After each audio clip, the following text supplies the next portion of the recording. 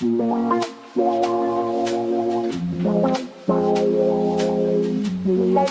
wanted to personally take my name is Dr. Daisha Andrews, and I came for a quick second just to welcome you to my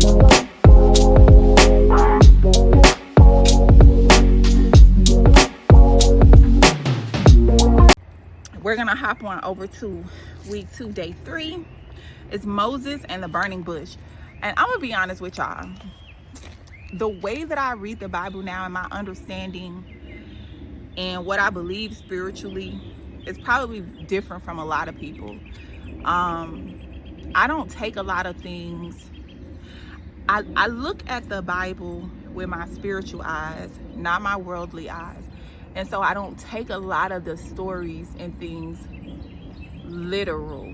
A lot of them are metaphoric stories, even though they give the people's names and things like that.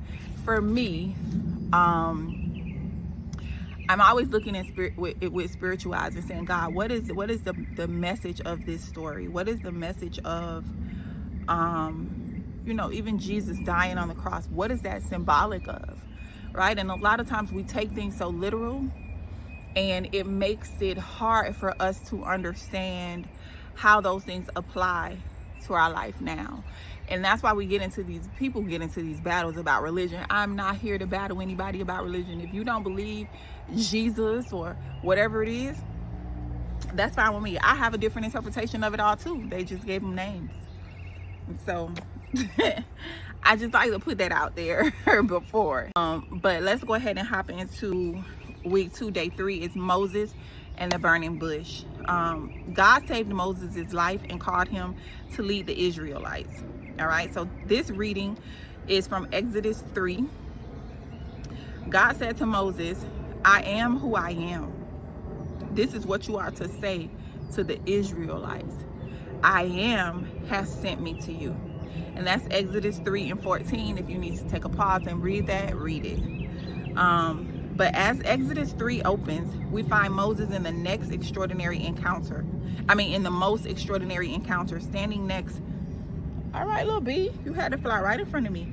Standing next to a burning bush, wrestling through his doubts with God. Standing next to a burning bush, wrestling, his doubts. And I don't know about y'all, but I know I've done that. I've been standing in the presence of God like I just don't, like my doubts are taking over. I need you to give me a clear sign, okay? And sometimes it ain't always like that.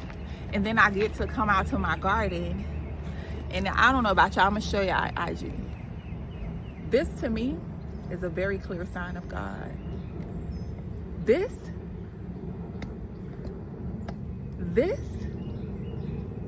is a clear sign of God to me. Life from a seed. That's a clear sign of God. Because even on the days it don't get watered, even though on the days where the wrong fertilizer is put or something is done, this to me, clear indication of God. These beans just growing like this, how else? That corn growing like that, how else? That's God. That's just God. And that's God, But let's hop into first question. Question number 1 on this one. Where else do we see God revealing himself or his will accompanied by fire? So see Exodus 13:21, 15:7, 19:18, and Malachi 3:2-3. What does Hebrews 12:29 say about God?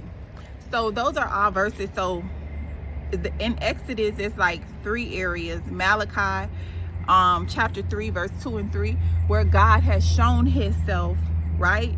And it's being accompanied by fire. A lot of times we take fire as being this thing that is going to hurt us, but But fire fortifies you. Before any gold coins or silver coins or anything are out there, they are fortified by fire. And fortifying just means the impurities are burned out. And so God is going, you may feel like you're in a fire right now, but it's not meant to hurt you. It's not meant to burn you. You will come out not even smelling like smoke if you just sit in it and go through it and allow the fire to fortify you, to burn out the impurities, to burn out those things that you don't have the strength to do yourself.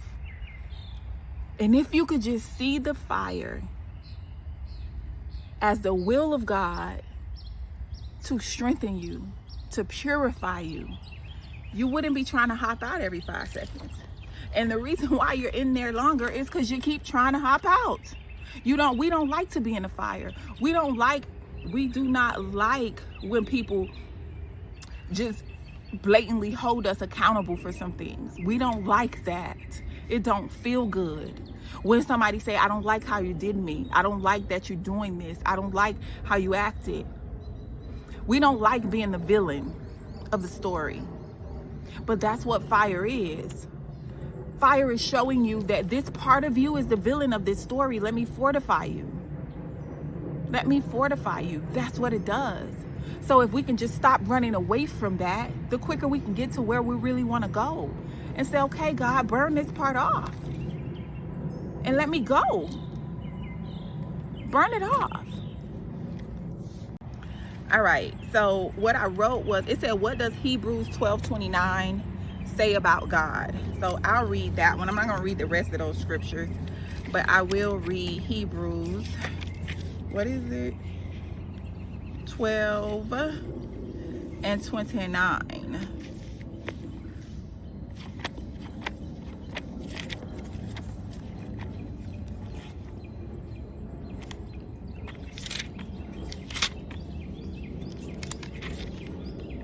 Let's see. Hebrews 12:29.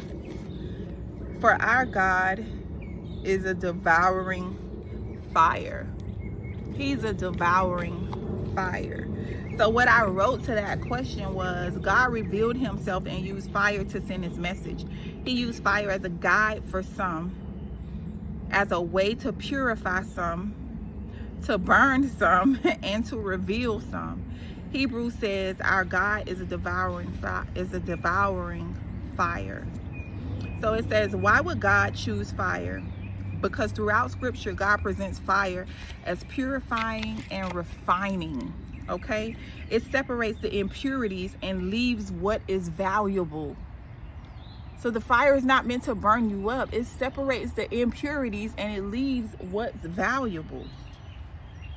Friend, when God brings or allows the fiery furnace of discomfort in our lives, it does not burn indiscriminately.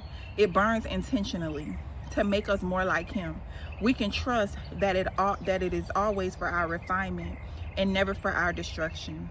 God knew Moses was about to walk with God's people through some serious refining, okay? God also knew Moses lacked what he needed to step into his assignment. God knew, like, I called you to this assignment, but I know that you don't have what's needed. So I am going to fortify you. I'm going to purify you right now. I'm going to hold you to the fire right now so that you can have what you need to walk into this assignment.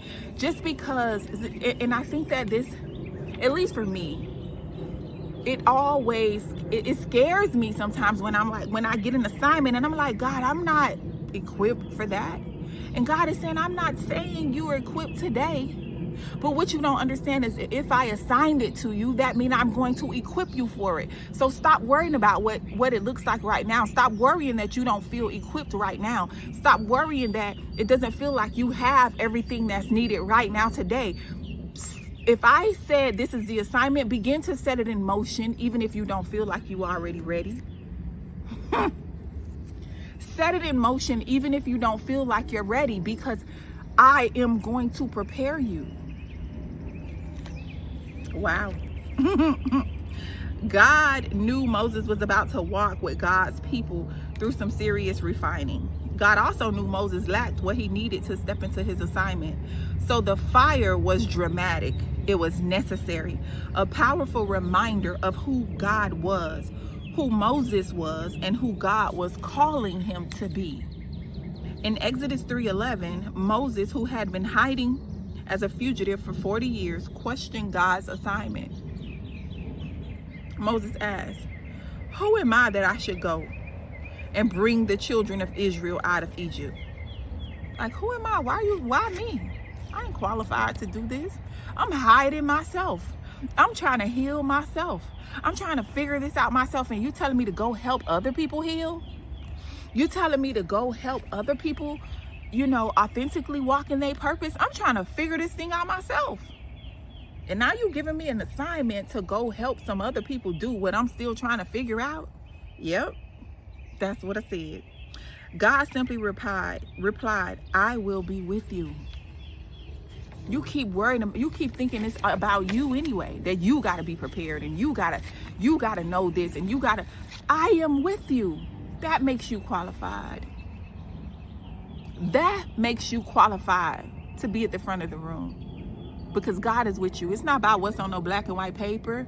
It's not about what's in your bio. It's not about your followers and who like you and who don't like you. God said, "I am with you." And that's what makes you qualified. That's how you can go. That's how you can lead. That's how you can help other people heal. That's how you can help lead other people to their purpose, because I am with you. It don't got nothing to do with you. It is interesting that God doesn't build up Moses' confidence. He don't start telling him all these great things about him and why he's qualified and convincing him and making him feel confident and sure in himself, because God don't do that. He's just I'm with you. That's it. It's all the qualification you need. He simply gives Moses a promise. He affirmed that he would be with Moses. So as long as I'm with you, you ain't got to worry about what them people talking about, how they see you, what they saying. You ain't got, why you worried? I'm with you. So whatever you need, when you need it, guess what? You got it, because I'm there. Thank you, God. Moses asked for more assurance. I do that a lot. I'm asking for assurance, like, God, you sure? Like, you tell me why.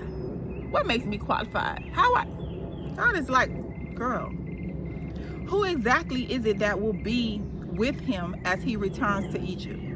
God then gives Moses a special revelation of who he is.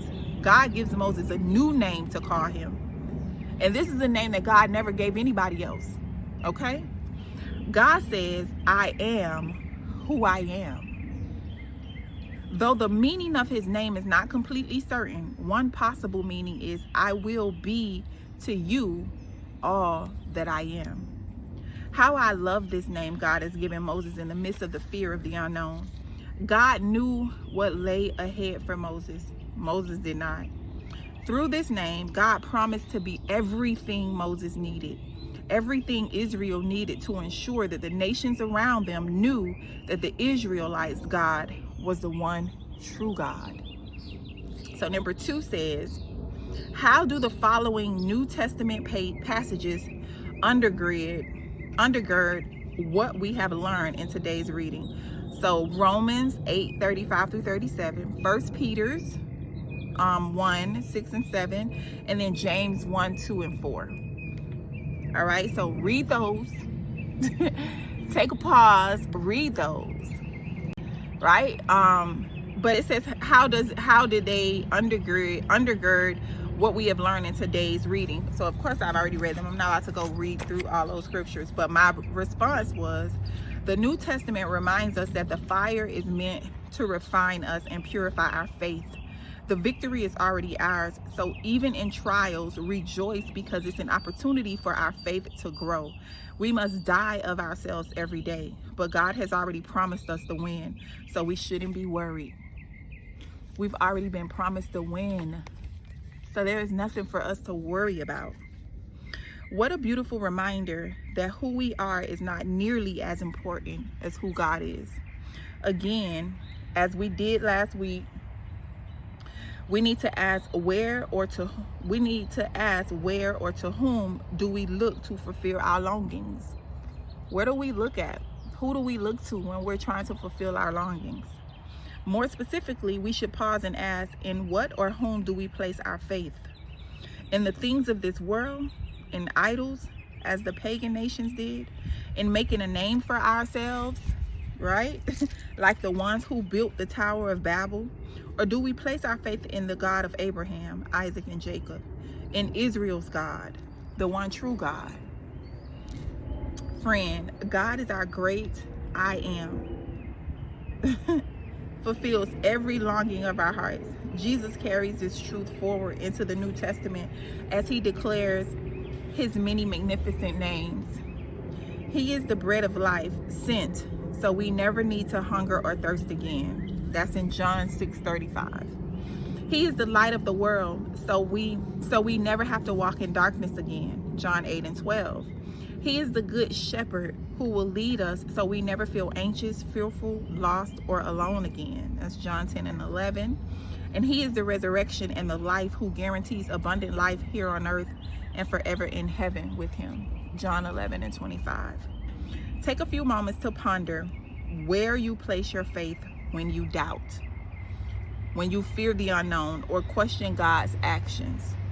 Is your faith based on you, or is it anchored in who God is and his character, his power, his very presence living within you? Who is it based on? I know for me, I'm not gonna lie, a lot of times I have allowed my fear and my doubt to overshadow who God said he is, because I am thinking in the capacity of me having to fulfill this assignment, of me having to carry out what God said to do. And when you're thinking about you in your own capacity, you will always feel inadequate. You will always feel inadequate with the assignments that God has given you, especially when God has given you an assignment, because it always feels overwhelming. It always feels so big and so grand. And when I say big and grand, I'm meaning not like money wise or things like that. I'm talking about, when I say big and grand, it's like, it feels like you don't have the capacity to do it. It could be the smallest thing, but it feels big because it's like, but God, how am I gonna do that? I don't have the capacity to do that, because we're thinking about our own capacity. We're forgetting that it's not about us. It is about who's with us, who's in us, whose we are. You know, and for me, a lot of times that's not easy. I'm not gonna lie. That is not. Oh my God, so grateful for some of the hard decisions the old version of me had to make in order to make sure I could get to this version of me. I'm grateful. And I know the next version of me will be grateful for the work that I'm doing now, for the healing that I'm doing now, for who I'm helping and how I'm helping now, and for the assignments that God has given me now, because that's going to that's leading me to the next version, of who I'm going to be and who I'm preparing to be and who I need to be for that farm. So I'm grateful for it all. But this is my little, just to hear the birds, to watch the deer. Like, the deer always come up, and we're planting things all alongside of the gate so that the deer, because they come out of the woods, so that the deer can come up and they can eat on there, and they don't feel the need to be trying to break into the garden. So we're planting things we planted things all along the gate that'll grow up and over and outside of the gate to feed whatever wildlife come up. And we don't gotta worry about them breaking up in here and eating all the stuff that's for our house. We gotta worry about that. So it's grow bags all along. I'll show y'all. It's grow bags all along. They're growing melons. We got pineapples over there. What else? Some other berries. Yeah, some other beans. It's a lot of stuff growing over there. And that's specifically for them. You know, and you gotta give back. And God gives you this ability to be able to feed your family from your own hands. It's just our way of giving back, you know. Yeah, it's just our way of giving back.